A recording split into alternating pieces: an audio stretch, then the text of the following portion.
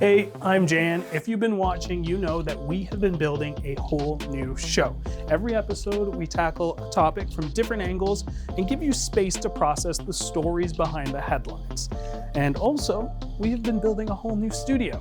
For the past few months, people have been digging up the floors, putting up walls, putting in new furniture. I'm excited to say that the moment has finally arrived. Welcome to our new home. Welcome to The Rundown.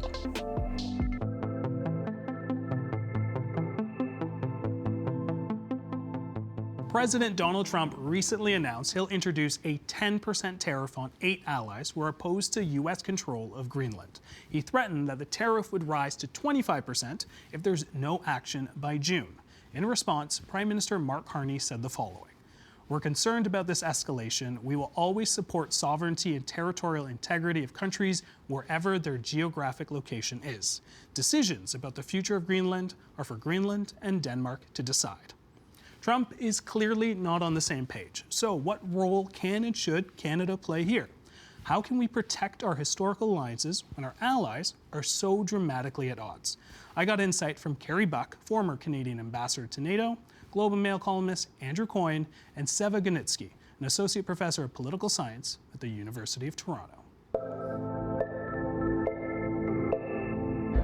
I appreciate all three of you for joining to unpack all of these headlines. I want to start with a sort of quick reaction.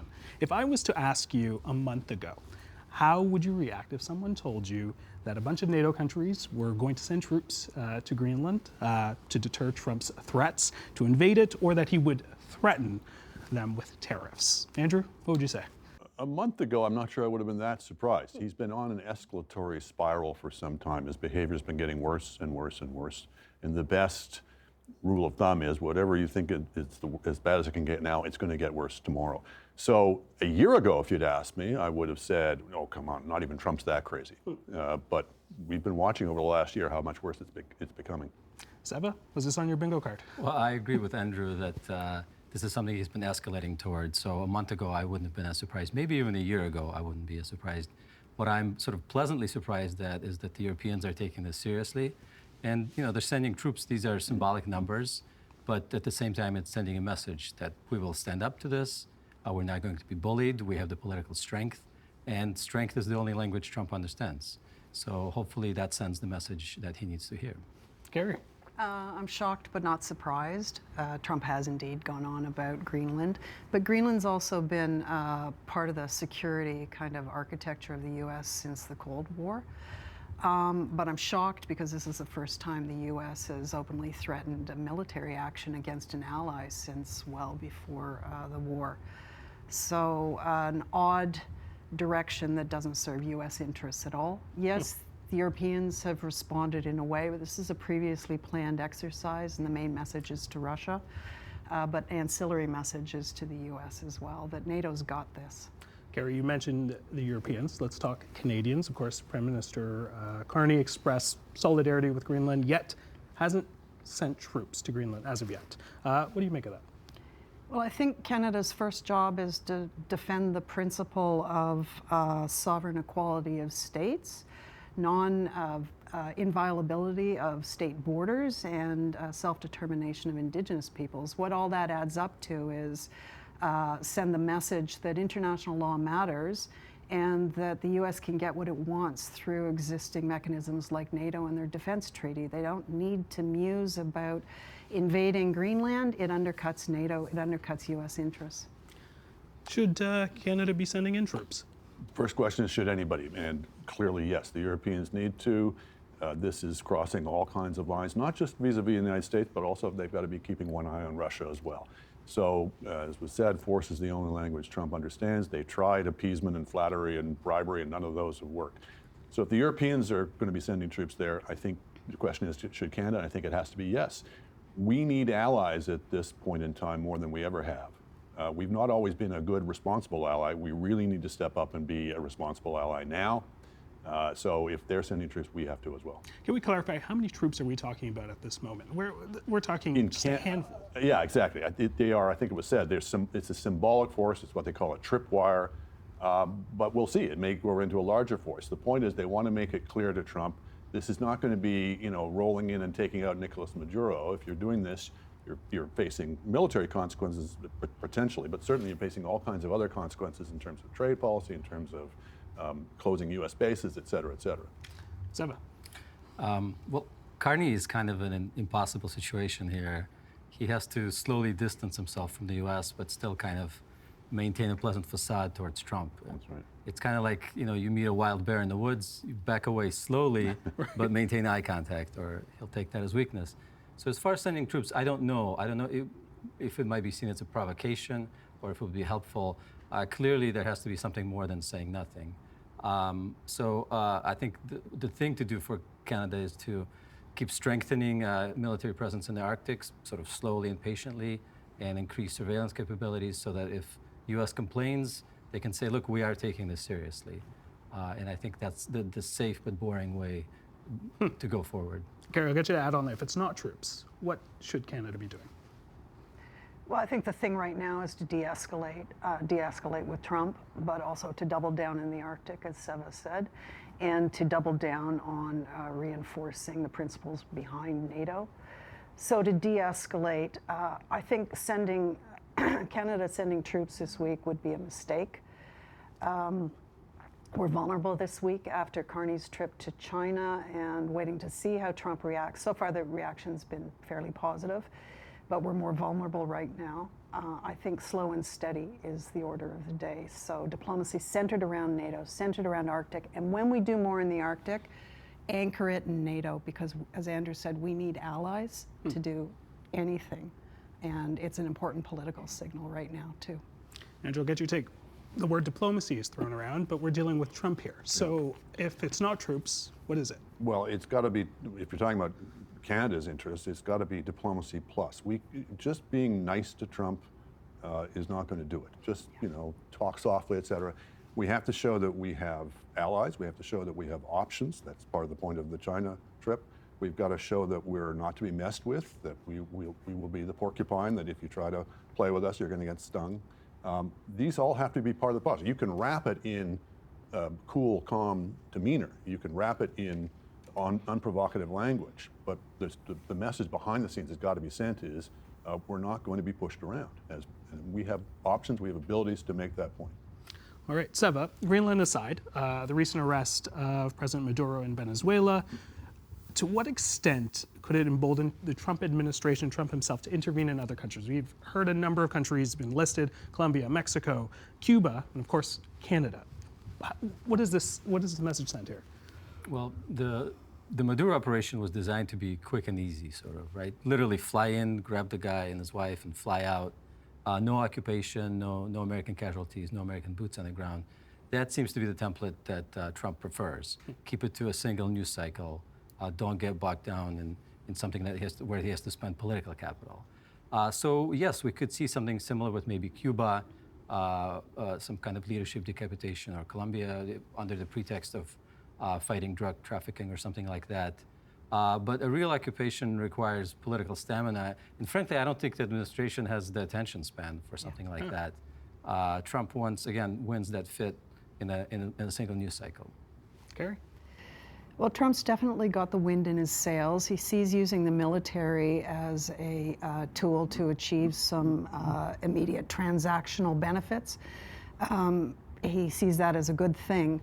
The problem is that there's no one in his administration that thinks through the second and third order effects.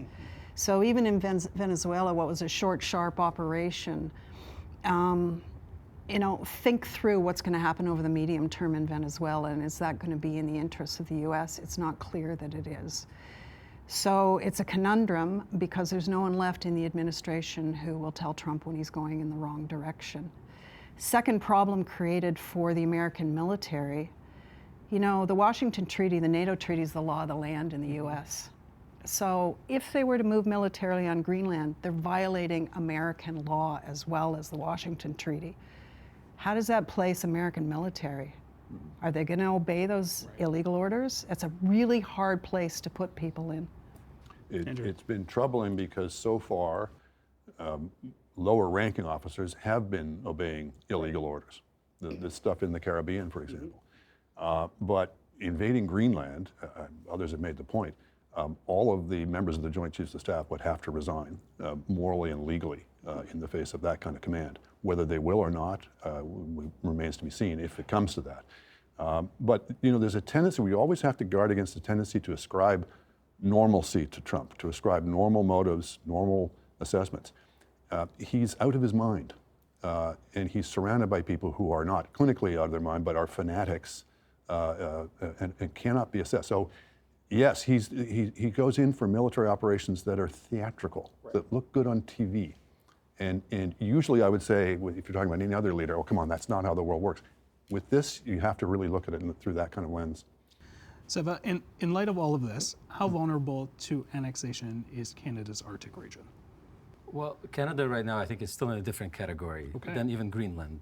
And in fact, there was some White House staffers said just yesterday that when it comes to conversations inside the Oval Office, there's no talk of purchasing anything, there's no talk of invading anything Canadian-related. But that doesn't mean things can't change, obviously. It doesn't mean Canada can relax. There's still continuing economic, diplomatic pressure. There's still the possibility of that. So the threat is not so much tanks rolling over the borders, but that does not mean that there's no threat, and it's something that Canada must continue to take seriously. Absolutely. Gary? Yeah, there's no immediate military threat in our Arctic from anyone, primarily because the operating environment makes it too hard. But that's not a static thing, and with melting of sea ice, that will change over time. There are a number of points of vulnerability for Canada. The Northwest Passage and contested views of who owns that. I could see Trump wanting to own that. And we also haven't done enough traditionally the last few decades in the Arctic. So as Seva said earlier, we really need to double down and increase our military and civilian security apparatus in the Arctic, so we project Canadian sovereignty and send a message to adversaries that we've got this, but also it's like defense against unwanted help from the US, and that's really important. All right, we talked about this a little bit, sort of that tightrope that Canada has to sort of walk between being a good NATO ally, an honorable player on the world stage, but not damaging sort of the already touchy relationship with the US. How do we do that? I'm not sure that we can avoid, quote unquote, damaging the relationship. The relationship has been damaged. When you've got the President of the United States talking about annexing Canada, you're not in normal times. Right. So I think the two are actually linked, is by being a responsible ally to other countries, we are sending the right signal to the United States. We don't have to be aggressive about it, we don't have to be belligerent about it, but we can be firm about it. And that is, as I say, it's been said already, that is really the only language that he understands. But patiently promoting our interests, making it clear that we're not simply going to roll over. The minute you send that signal, thinking you're going to get short-term relief, you're just buying yourself more long-term pain. Okay, Seva. Yeah, I mean, I agree. Canada has to hedge given the situation and try to seek closer relationships with other countries, whether it's China or the EU or maybe India down the road. Carney comes from the finance world, so he knows if your biggest stock is tanking, the stock being the Canadian-American relationship, you have to diversify your portfolio. You don't need to be in finance to know that. So Canada and other countries too will continue to try to become less dependent on the U.S. Given the continuing unpredictability of Trump's foreign policy. That's not going away in the short term. So in that sense, Canada's strategy, I think, is the right one. All right, we'll get to China. Just I want to get Carrie's take on Sure. balancing that tightrope. Sure, Yeah. diversify our trade and economic relationships, but at the same time, don't do it as a one-off set of transactions, because then you fall into a Trump trap, behaving like Trump. Well, you need alliances. You need allies who will come if you get into trouble, for instance, in the Arctic or on, trading relationships and tariffs.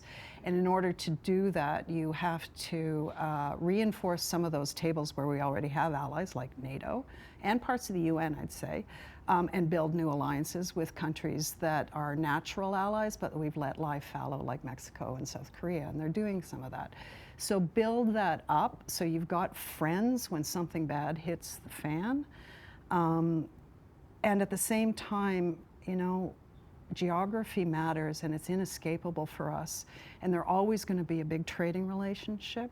They're always going to be a big security partner, the U.S. is. So there are parts of the U.S. system that I hope are waking up to the outrageous position that Trump's taking on Greenland. Greenland has served a valuable purpose in that it has, I think, woken people up, and it is, I think, forcing people to work and move together. Where Trump succeeds is when he can keep people isolated and pick them off and play them off against each other, whether you're talking domestic politics or internationally. And both domestically and internationally, there is, I think, a growing cohesion, still a long way to go perhaps, but a growing cohesion of realizing that we have to all, as Ben Franklin said, hang together or we'll all hang separately. There we go. Let's talk a little bit about the diversification of our trade. Prime Minister Carney, of course, was just in China to reset relationships there. Step in the right direction, I assume? Depending on how big a step. The value in it, the validity is reducing your dependence on the United States, which is a matter not so much now of economics, but of national security. We cannot be so dependent on them they can use that against us. But we don't want to fall into the equal and opposite trap of becoming overly dependent on China, because China will certainly use it against us. So we want to have some equipoise, balancing them off against each other, having other players as well. I mean, India was mentioned, Europe, of course. So as long as it's that, as long as we're not rushing into the arms of China, but simply trying to prudently diversify our portfolio, then I think it's a step in the right direction. Seba.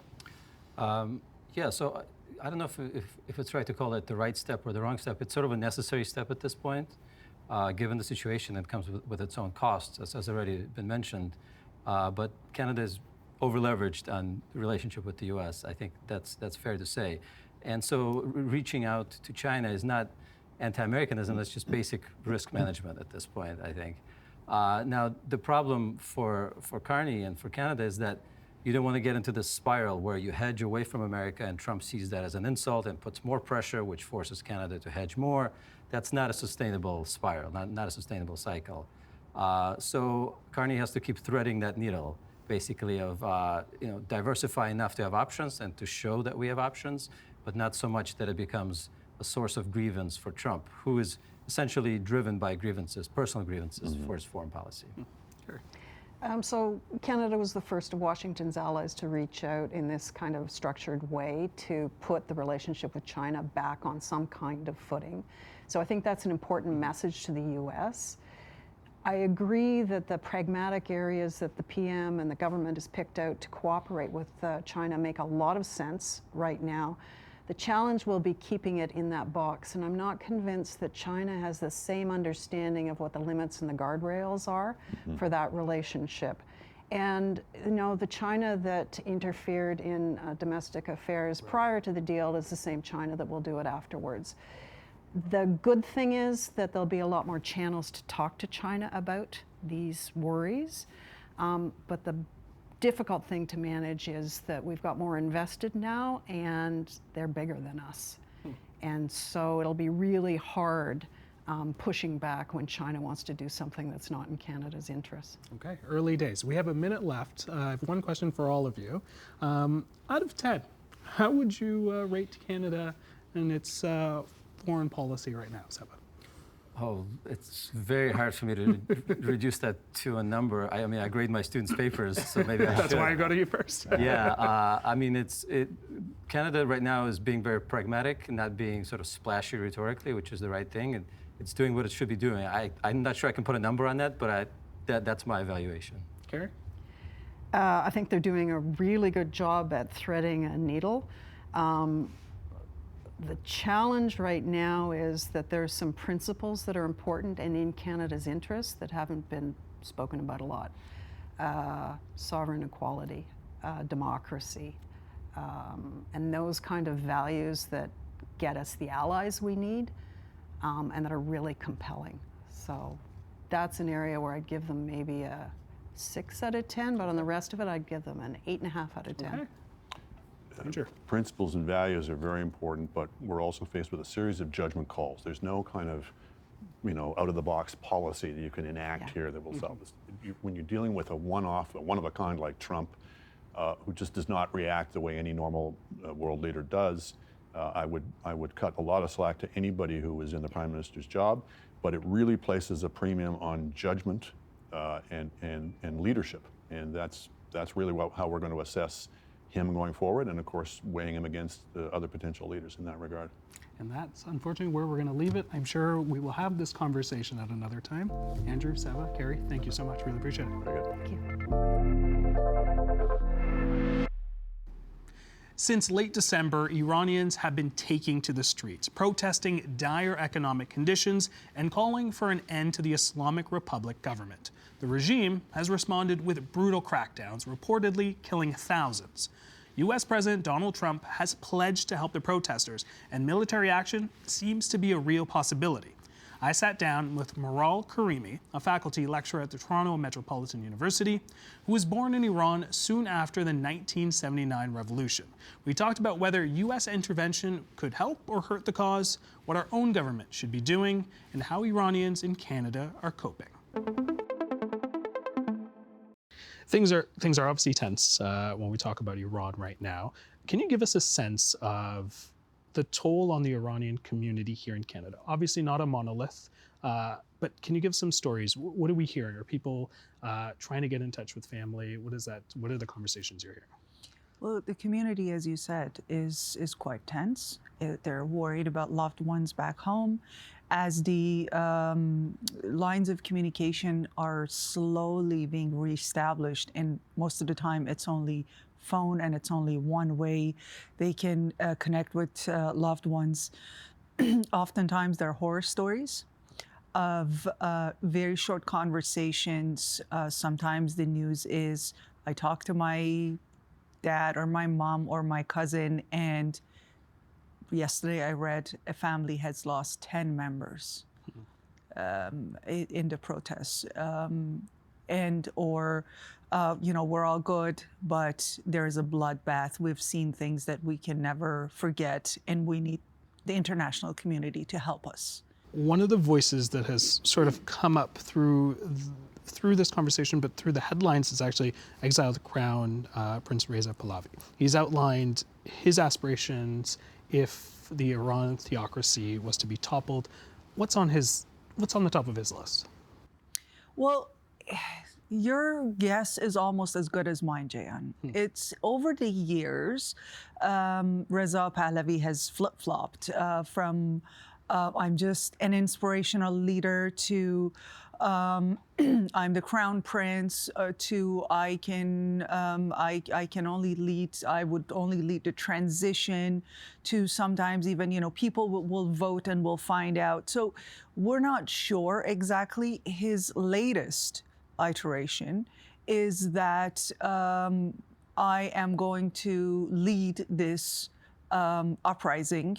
And however, it's unclear where he got his mandate from or whom he got it from.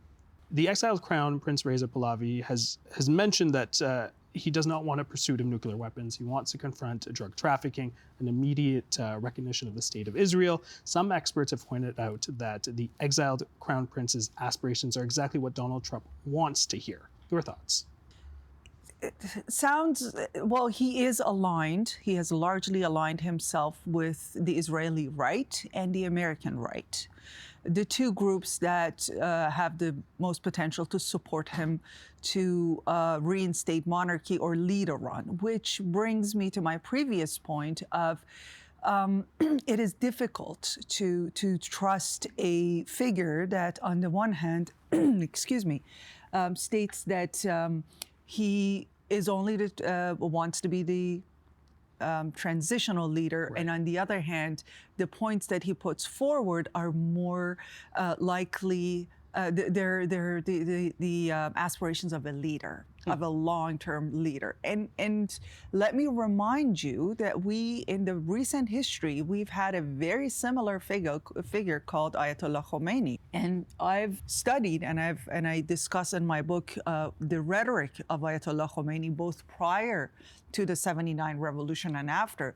And that's exactly what he talks about. I'm just a spiritual leader. I'm just a clergy. People want me to lead this movement now. And once I go home and the revolution is victorious, I'm going to go back to the seminaries and not be involved in politics. And we also know transition governments have immense powers. And this is all assuming that the regime will fall, which is unlikely. They're the ones who, for example, put together a group of people, a coalition, to write the future constitution. They're the ones who decide what the structures and institutions of the future government are going to be. So it's not just a simple leading the transition. It doesn't stop there. Donald Trump has, some would say, egged on protesters in Iran and has said help is on the way. In one of his social media posts, he even wrote MIGA, M-I-G-A, make Iran great again. Of course, reference to MAGA, make America great again. Iran has warned that any attack on the country's supreme leader, Ayatollah, would be a declaration of war. How do you see this all playing out where things are changing so quickly? What happens next? Well, I think we can agree that the only consistent thing about Donald Trump is that he's inconsistent. However, Trump, I think what we know of him is he looks for quick wins. And right now, that quick win seems to be Greenland. His focus is on that. Iran is going to be an extremely tough pill to swallow for him. To the west of Iran, there is Iraq, and we all know what happened there once U.S. invaded. And to east of Iran is Afghanistan. Still, same story. And Iran is much stronger in terms of its military and political institutions, and the opposition as those two. So it's not an easy, he doesn't have an end game in Iran. So there are at least 3,000 Canadian citizens and permanent residents in Iran at the moment. As we know, Canada and Iran do not have any diplomatic relations in more than a decade or so. How does this limit what Canada can do for those who are there? I think Canada actually can play a significant role. We can back channel through the diplomatic means with our allies who do have embassies and consulates in Iran, and kind of try to get our citizens out and also try to de-escalate these threats that Israel and the United States pose on Iran, the threats of bombings and invasion, which just escalate the crisis more. Very quickly, a couple seconds left, but want to hopefully leave on some hope with where we are right now. But how are you watching this, and what do you hope comes as a resolution? Well, this is a marathon, not a sprint. This is clearly a devastating setback for the people of Iran and their aspirations, but they've been doing this for over a century and a half. We're adept at fighting. And this quest for democracy and dignity is clearly not going anywhere. Well, thank you so much. Really appreciate it. Thank you for having me.